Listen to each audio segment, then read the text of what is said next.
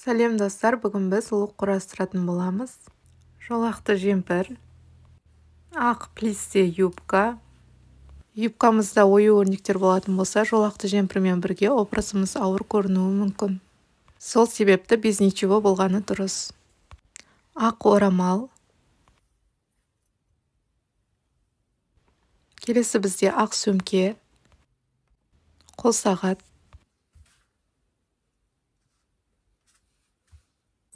қазақи нақыштағы әшекей,